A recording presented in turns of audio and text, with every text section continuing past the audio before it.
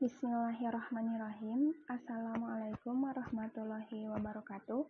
Kami dari kelompok 5 yang beranggotakan 4 orang, yaitu The Kelvinia Noval, Desi Rahmawati, Dea Setiani, dan Dia Hesti Hovifah. Pada pertemuan minggu ini akan menjelaskan materi tentang hakikat pendidikan. Untuk yang pertama, pengertian hakikat pendidikan. Menurut Hermawan, pendidikan dapat dipahami dari 3 pendekatan, yaitu pendekatan dalam arti luas, dalam arti sempit, dalam arti luar terbatas. Untuk yang pertama, pendidikan dalam arti yang luas adalah hidup. Pendidikan adalah segala pengalaman belajar yang berlangsung dalam segala lingkungan dan berlangsung sepanjang hayat. Pendidikan ini memiliki 4 karakteristik, yaitu masa pendidikan berlangsung seumur hidup dan setiap saat, lingkungan pendidikan berlangsung dalam segala lingkungan, bentuk kegiatan terentang dari yang tidak disengaja sampai yang terprogram, dan tujuan pendidikan terkandung dalam setiap pengalaman. Yang kedua, pendidikan dalam arti sempit adalah sekolah. Pendidikan adalah pengajaran yang diselenggarakan di sekolah sebagai lembaga pendidikan formal. Pendidikan ini memiliki 4 karakteristik, yaitu masa pendidikan berlangsung terbatas, lingkungan pendidikan berlangsung di dalam lingkungan pendidikan yang diciptakan khusus, bentuk kegiatan terprogram dalam kurikulum, dan tujuan pendidikan disiapkan oleh lembaga pendidikan yang menaungi. Yang ketiga, pendidikan dalam arti luar terbatas adalah usaha yang dilakukan oleh keluarga, masyarakat, dan pemerintah melalui kegiatan bimbingan, pengajaran, dan pelatihan yang berlangsung di sekolah dan di luar sekolah sepanjang hayat. Pendidikan ini memiliki 4 karakteristik, yaitu masa pendidikan berlangsung seumur hidup pada waktu tertentu. Lingkungan pendidikan berlangsung pada sebagian dari lingkungan hidup.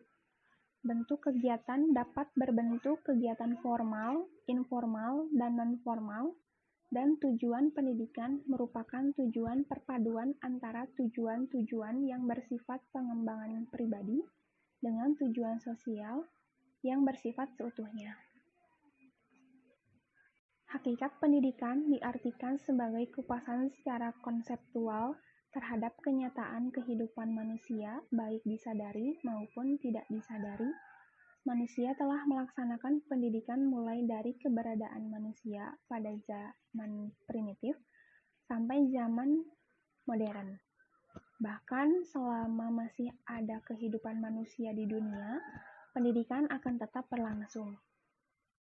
Kesadaran akan konsep tersebut menunjukkan bahwa pendidikan sebagai gejala kebudayaan, artinya sebagai pertanda bahwa manusia sebagai makhluk budaya yang salah satu tugas kebudayaan itu tampak pada proses pendidikan. Dikutip dari buku Syaifullah tahun 1981. Baik, untuk materi selanjutnya, yaitu hakikat pendidikan Islam akan disampaikan oleh Dea Setiani dan The Kelvinia Noval. Selanjutnya, saya Dea Setiani akan menjelaskan tentang hakikat pendidikan Islam. Pendidikan dalam teks Islam biasa disebut lebih familiar dengan sebutan tarbiyah, ta'lim, ta'dib, riyadhah, riyad, dan tadris. Tetapi, pada saat ini, pemakaian istilah pendidikan yang populer di dunia pendidikan Islam adalah kata tarbiyah, karena tarbiyah mencakup seluruh kegiatan pendidikan. Menurut Ahmad Tafsir tahun 2006, ia menguraikan hakikat pendidikan dengan 2 aspek, yaitu membantu dan menolong. Pertama, membantu. Hakikat pendidikan membantu manusia untuk menjadi manusia seutuhnya. Ahmad Tafsir menjelaskan tujuan pendidikan adalah menjadikan manusia seutuhnya. atau memanusiakan manusia. Kemampuan mengendalikan diri manusia sangatlah penting. Jika seseorang telah mampu mengendalikan dirinya sendiri, berarti seseorang itu telah memiliki akhlak mulia. Aspek kedua adalah menolong.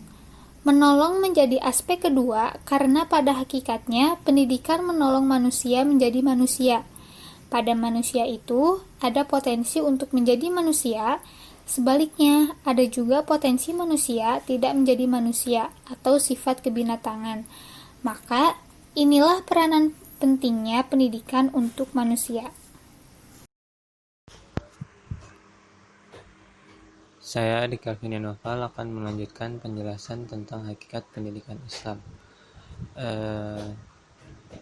Menurut Bapak Ahmad Supardi, hakikat pendidikan Islam merupakan usaha pendidik Muslim yang bertakwa secara sadar mengarahkan dan membimbing pertumbuhan dan perkembangan fitrah peserta didik atas dasar ajaran Islam ke arah terwujudnya pribadi Muslim.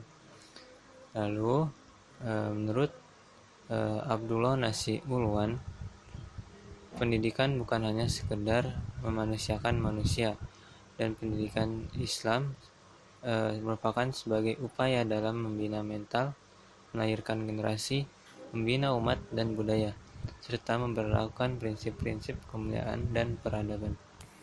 Saya, Dia Hesti Hopipah, akan menjelaskan pentingnya pendidik memahami hakikat pendidikan. Peran pendidik merupakan peran yang amat penting dalam proses belajar. Keberadaan guru tentunya memberikan inspirasi, pribadi panutan, teladan sikap, penyedia, dan pencipta suasana belajar yang kondusif bagi muridnya. Hakikat pendidikan adalah proses aktif mengembangkan diri sebagai pribadi, anggota masyarakat, dan sebagai makhluk Tuhan. Adapun beberapa tujuan dari pentingnya pendidik memahami hakikat pendidikan diantaranya sebagai berikut. Yang pertama, sebagai pengendalian. Pengendalian dalam hal ini diartikan sejak mulai dari awal adalah pemandirian subjek didik. Yang kedua, agar pendidik memiliki tanggung jawab belajar kepada peserta didik untuk terwujudnya kemandirian setahap demi setahap. Yang ketiga, agar pendidik memiliki keterlibatan mental subjek didik yang maksimal di dalam aktualisasikan pengaman belajar. Yang keempat, agar pendidik memahami konsep cara belajar siswa aktif atau CBSA yang bertujuan untuk peningkatan martabat kemanusiaan yang didasarkan kepada asas Pancasila untuk mencapai tujuan pendidik nasional.